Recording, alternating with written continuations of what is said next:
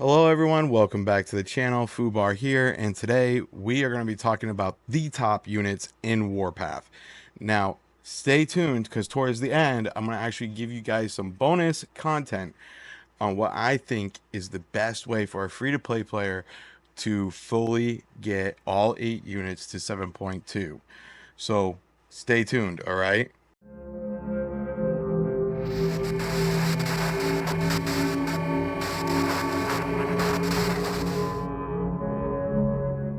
All right, guys. So part of the bonus content, we're also going to be talking about some of the modern units, how you get them, and so on and so forth.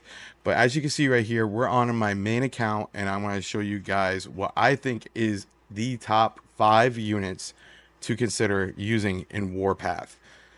Right here we are on the Classics manual. Now, in my opinion, the top 5 units that you should be using are infantry, howitzers, medium tanks, and also tank hunters. Okay, this is for your ground units. Okay, now the other unit that I did not mention is the light tank. Now we're gonna put them in order from right now what I think is the best to worst. Okay, so right now the number 4 and number 5 spot are going to be medium tanks and tank hunters, and then it's going to be infantry in third. Then second is going to be light tanks, and first is going to be howitzers. Now let's explain why. Howitzers, since the Warpath has released, has always been very powerful. You need it in any scenario, unless you're running a one-dimensional setup, like my friend Flying Piranhas. Now, the howitzer could be used for defense. It could be used for offense. I mean, it could be used in the field if coordinated correctly in rallies or amongst your teammates. Now, the light tank is the second best unit because you get free gold plus plus parts under your camps just by maxing the camp prestige. You have an amazing movement control. It's the fastest unit in the game. You also have multiple functions. For example, light tanks do well against howitzers. The tank hunter, it can take on aircraft. It has a very wide variety. Now, infantry in third is because it can be used to tank bases. It's a good flex unit on base defense, depending on the camp you're using. Like for example, Liberty here has a smoke bomb that actually does work on base defense. The Vanguard is a tank hunter one, so it's going to do a little bit more damage when it's in the field. The Martyrs has extra damage resist and HP, so it's great for tanking bases. It's it's really your preference. Now, the tank hunter turns into the helicopter when going modern, and we'll cover that in a second. But in the beginning game, it's actually one of the worst units, other than the fact that you're chasing down heavy tanks and super heavy tanks with that. And not everyone's going to be fielding a super heavy tank. So, or a heavy tank. So that makes it a kind of a liability. Now, the medium tanks, they feed on the tank hunters, the light tanks, and they do very well. They were once called King of the Hill for a reason because of how well they performed. Now, on to modern units. So, we're going to use martyrs as an example here. And to get a helicopter, you need to have a tank hunter at 7.2, and then you need to break down 2 7-star units to actually get enough prototype pieces to bring it up to a helicopter. Now for the MBT, this is the only 2 units that have a unit conversion. You need to have either a heavy tank at 7.2 or a medium tank. Now, do not get a martyr, medium, or heavy. The martyr MBT, one of the worst units in the game. Do not get that. I'd rather see you guys get the Liberty MBT or the Vanguard. Okay. Now, I want to give you guys some clarity right here. So, the best units in Martyr's Watch camp is going to be the fighter plane, howitzers, infantry, bomber, and helicopter. Now, the RL is great for stopping infantry from attacking your base because it eats infantry for lunch. And the MBT, just like I said before, it just soaks damage. It's not that great in field fights. I mean, it was horrible before. It takes too long to retrain. The repair skill is not significant enough. And even with the current buffs in the game that the Martyr MBT has recently received, it does not compute because the other two MBTs also got that shield coefficient, making the Liberty one even more tankier. It it's faster. It does more damage. I mean, why would you go for something that's just going to soak damage? It makes no sense to me.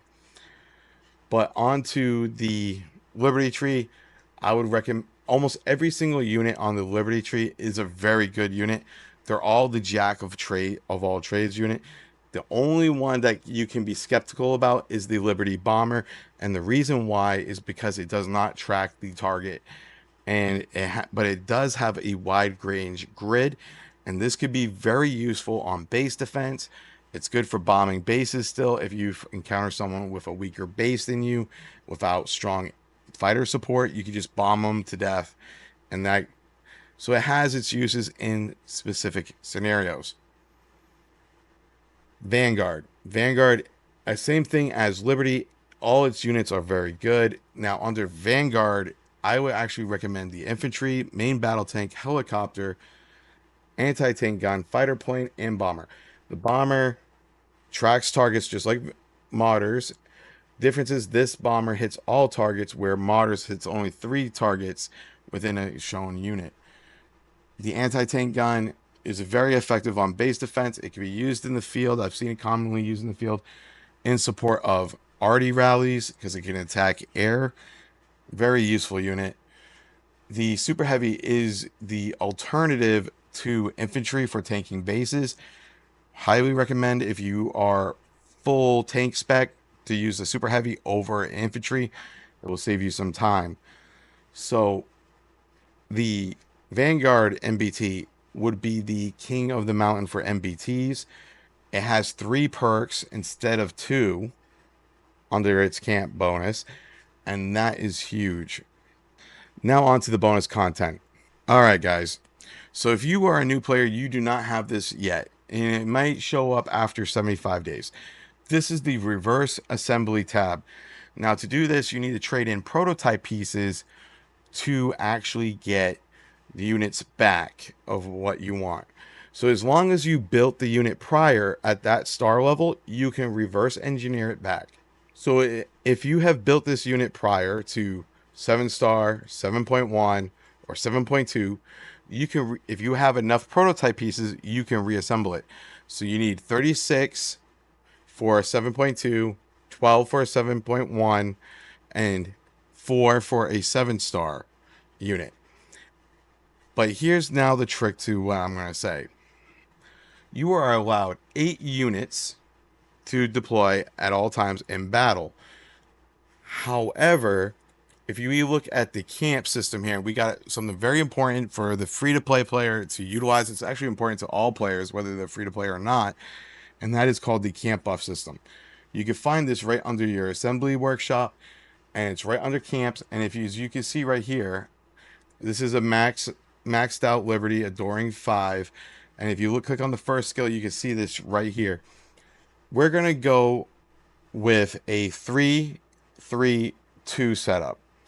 A 3-3-2 setup is 3 units of Liberty, Vanguard, or Martyr, and then it's going to be 3 units of Liberty, 3 units of Vanguard, 2 units of Martyr, for example, and that will net us a 21% buff to our troops and base, and this affects all troops, and that goes for damage and damage resist. This is huge because the max amount is actually 23%. So this right here will give you the most flexibility. So when you're building your first 7.2 unit, what I'm going to recommend is you build the other 3 units that you want to have to 7.1 and then feed them into one unit and then recollect the prototype pieces to actually get the 7.2 units faster. Because once you're in L4 events, if you're in restricted, you will get the reverse engineering coupons for free, 2 of them. And this means now you can reverse assemble 2 of the 7.1 star units, and that means every other L4 event you go into, you will have a new 7.2 unit as long as you have the prototype pieces for that said unit. Okay, so we are here on my S127 account, my free-to-play account, and I'm going to show you guys the units I'm going to focus on building for this setup. So, as you can see right here, I have a light tank, Vanguard infantry, I have a Liberty howitzer, Martyr howitzer, ATG. These are the units I want to run for ground, and then I'm going to run a Martyr fighter plane. I'm going to actually switch out the Vanguard bomber for a Vanguard fighter, and then I'm going to run a Liberty bomber in my 3rd slot. Now, that means under my assembly workshop, I actually need to build my light tank to 7.1, my Liberty howitzer to 7.1, and my Liberty bomber to 7.1. Then I'll feed the other 2 into one unit and then reverse engineer it, the other 2 units back. This will save me a lot of time, so that way I can focus on developing all my units at once. Then under Martyr, because I'm only using 2 units, I will be focusing on the fighter plane and the howitzer. And then for a 3rd unit, I'll just pick any random unit, which will probably be the Martyr infantry, and get that to 7.1. And then under Vanguard, I'll focus, like I said before, the infantry, the ATG, and the fighter plane to 7.1, and then reverse engineer the rest. This is going to save leaps and bounds of time because it takes roughly 5,000 coupons to build a 7.2 unit, and plus then you got the luck of the draw, as some units are harder to build than others, such as Air Force, because it's very hard to pull a 5-star unit at once. So this is what I think is the fastest method for you to quickly get the 7.2 units you want right out the gate that you can start working towards. If you guys thought this video was helpful, please drop a like, comment, and sub. This is FUBAR. I got your 6. Peace.